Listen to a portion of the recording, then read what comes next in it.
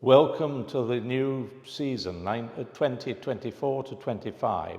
So this time our opening show is two remarkable women artists of the 20th century. One actually didn't die till last year, aged a few days short of her 100th birthday, Vera Molnár, who was one of the first people to make computer art. And you have to remember that she was born in Hungary, but she lived most of her life in Paris.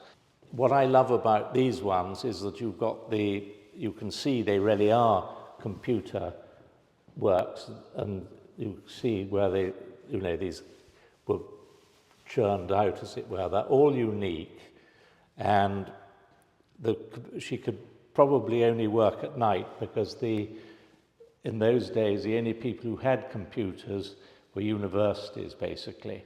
So these are quite complicated, and probably the computer she worked in was larger than this room. And you can see all the information from the order number and the date of it. And then this is one series. Then there are these other ones. Those were in 74. This is 71. And she had to make drawings, plan them, but she always considered the actual printout the work of art and not the drawings and the planning, which is so to her this was much more important than paintings and things, which she also did. But they're sort of very extraordinary. They're sort of here you have a piece that sort of you think of Mondrian, which is interesting to do with the other show. This is a whole series. Sometimes they're unique, and sometimes it's a series of 5. Sometimes they're bigger ones, but it's a bit like looking. When you look at this, it's a bit like looking at various stages of a great Picasso print or a Rembrandt print, how it evolves. And the extraordinary little things, they're really fascinating and beautiful. Then the other person we're showing is Marlow Moss, who has become a legend in her lifetime, although she's been dead for a long time. She was born in London as Marjorie Moss and changed her name to Marlow Moss. And she went to Paris in 1927 and enrolled in the Académie Moderne under Léger. And from Léger, she joined Abstract-Création and became a friend of Mondrian's and the rest of them. She then lived in north of France, in Normandy, in a sort of chateau with her Dutch girlfriend. When the war came, she escaped. I think she spent some time in Holland too. Then she escaped back to England and lived in Cornwall. Mondrian wanted her to meet Nicholson because Mondrian had stayed with the Nicholsons and was a great friend of Nicholson when he was in England before the war, but they never met. And I think there was sort of a slightly strange correspondence with them that went nowhere. She died sadly in the mid-50s of cancer, but there are amazing photographs of her and her friends.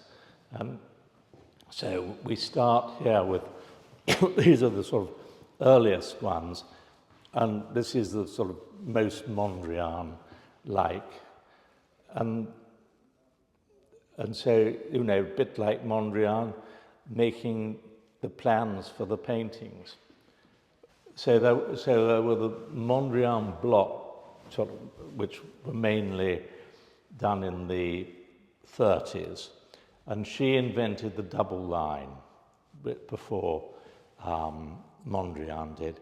In the war and after the war, she did quite a lot of sculptures, and so all these drawings are ideas much more sculptural. But and then there were two.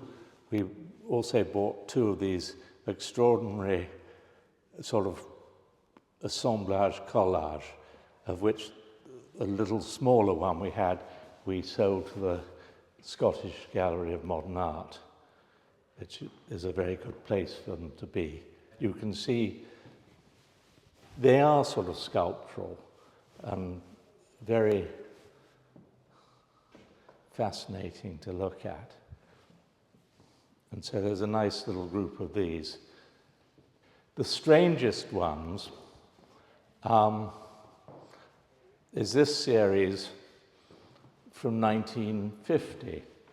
Now, this is when she was back in Cornwall. This one, which is slightly different, is actually on her notepaper from Cornwall. Now, she lived in Cornwall, down by St Ives. Mondrian had tried to introduce her to Nicholson, and they never did meet. Whether she knew Hepworth, was she trying to do a Henry Moore, what was she doing? You know, they're fascinating, and they're fully signed and dated, which normally means that it's a finished work by an artist. So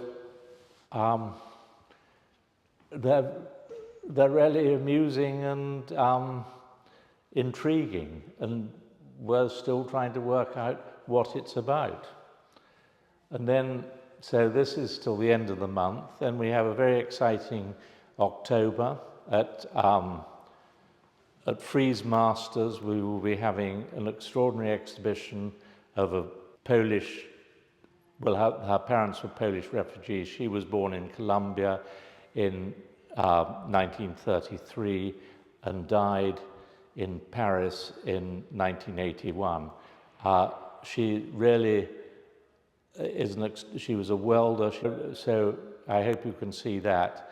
And then in the gallery we'll be doing a show to celebrate the 100th birthday of Surrealism with my esteemed colleague Timothy Baum. It'll be 50 years since we did our first exhibition with him, which was Man Ray. And it'll be a very inclusive, all mediums, and not always the big names. It'll be fascinating, and you'll see every aspect of Surrealism. Anyway, hope to see you soon. Thank you.